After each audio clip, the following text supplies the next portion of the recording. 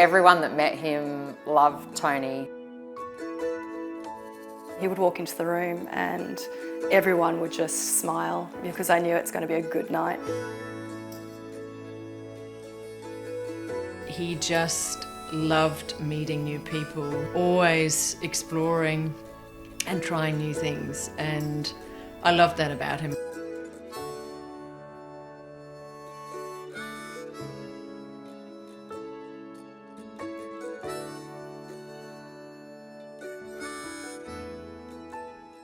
My father, Valentino di Giuseppe, he was an absolute legend of a man. Tony and I first met when I was 21. You know, he was a fantastic father. So I think when I met Matt, I was really struck by his positivity. He just had a really great outlook on life. He was just such a character. You couldn't not love him. So I grew up in a rather crazy upbringing. He just had this way of talking to people where, you know, he made them feel special. Tony was a very strong person. He was a man's man, but he also knew how to talk to women. He was everyone's friend. He was a very hands-on dad. He did so much with the kids. We met while I was travelling around and very quickly became very close. Matt more or less followed me to the other side of the world. Matt proposed to me on a long weekend in Venice, which is a place I'd always wanted to go to, very romantic. He was diagnosed about a month after his 40th birthday. He was fit, he was healthy. I remember that call that I got from Mum telling me that Dad had stomach cancer, and the whole family, we just all banded together to support Dad. You have to become an expert really quickly. You have to make decisions that are life or death within days of a diagnosis. When we found out that only 10 to 15% of people live to 5 years, we thought, oh, well, that's going to be us. We were going to beat it.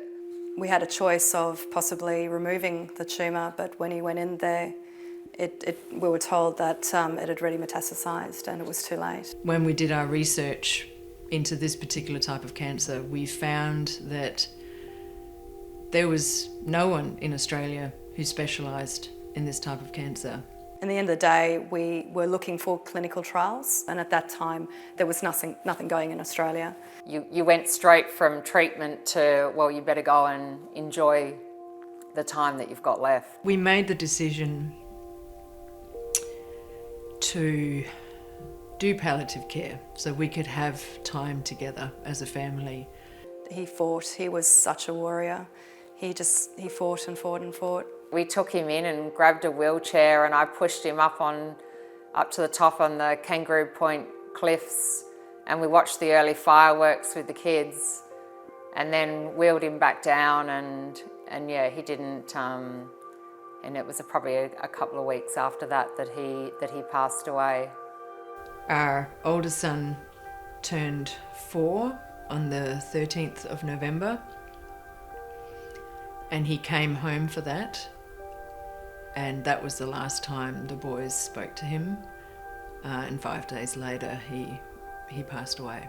So it was an incredible emotional time, and still is. I mean, this cancer, stomach cancer, robbed us of time with Dad. I don't think there's much awareness around stomach cancer at all in the general community. A type of cancer that gets less research, less funding, there's less awareness, and it does make you angry because you realise actually those odds could be turned around. I want people to be able to walk in and be told they've got a good chance of survival. I don't want other people walking in and knowing they've got a 10 to 15% chance of surviving 5 years. Research is everything. Without the research, you don't have that opportunity to sort of fight back. Without clinical trials, we can't get better treatments. And many of the cancers we see today with very high survival rates that are in the 70–80%, 20 years ago, they were not. They had the same statistics that stomach cancer has today. Research takes funds, and without funds, there's not going to be any change in the outcome for people with stomach cancer.